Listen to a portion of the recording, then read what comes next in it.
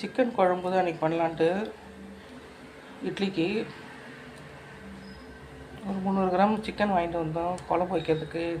இட்லிக்கு நல்லாயிருக்கும்ட்டு. இதுக்கு தேவையான பொருள் பார்த்திங்கன்னா, தக்காளி பழம் ஒரு 3 பழம் எடுத்து வச்சுருக்கேன், வெங்காயம் 1, கொஞ்சம் பூண்டு, இந்த டிஷ்ஷுக்கு தேவையான கல் உப்பு, மஞ்சள் தூள், இது கொஞ்சம் இஞ்சி பேஸ்ட்டு, இது இஞ்சியும் சோம்பும் போட்டு நச்சு வச்சுருக்கேன். தாளிப்பு ஒரு 2 பட்டை, சும்மா கடல் பாசி, கொஞ்சம் கடுகும் பெரும் சீரகம் எடுத்து வந்திருக்கேன். இது கொஞ்சம் எண்ணெய் காயுது, போட்டுக்கலாம்.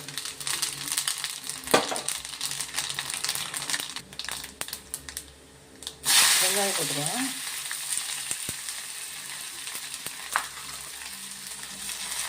என்ன குழம்பு டெய்லி வைக்கிறது யோசனையாக இருக்கும். ஒரு டிஃபனுக்கும் சரி, இது குழம்பு வச்சா டிஃபனுக்கு ஆயிரும், சாப்பாட்டுக்கு ஆயிரும். கொஞ்சம் வெங்காயம் வதங்கட்டும். இஞ்சியும் பெரும் சீரகமும் நச்சு வச்சதை சேர்த்துக்கலாம். கறியும் மஞ்சத்தூள் போட்டு தான் கழுவணும், இல்லைன்னா லைட்டாக கவுச்சி வாசனை இருக்கும். மஞ்சத்தூள் போட்டு நல்லா கழுவி ஒரு 2 வாட்டி 3 வாட்டி கழுவிடணும்.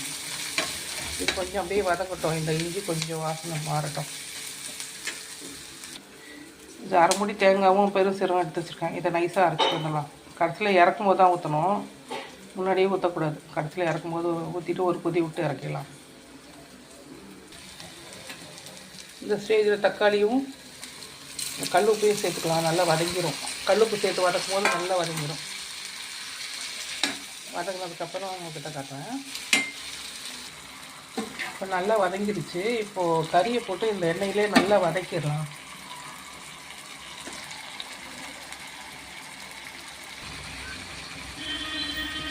நல்லா வதங்கிடுச்சு கொஞ்சம். இப்போ தனி மிளகாத்தூள் சேர்த்துக்கலாம்.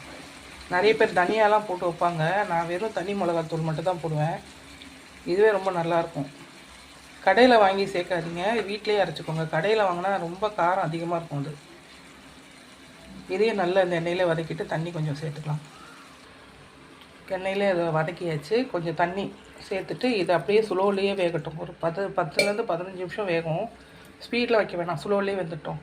லாஸ்ட்டில் இறக்கும்போது தேங்காய் ஊற்றி இறக்கிற வேண்டியதான். ரொம்ப சிம்பிளாக செஞ்சிடலாம். இட்லி தோசைக்கெலாம் ரொம்ப நல்லாயிருக்கும்.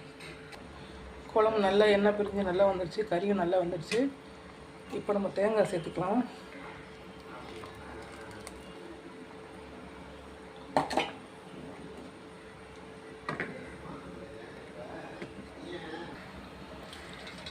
இப்போ கொத்தமல்லி கருவேப்பிலை நல்லா சேர்த்துக்கலாம்.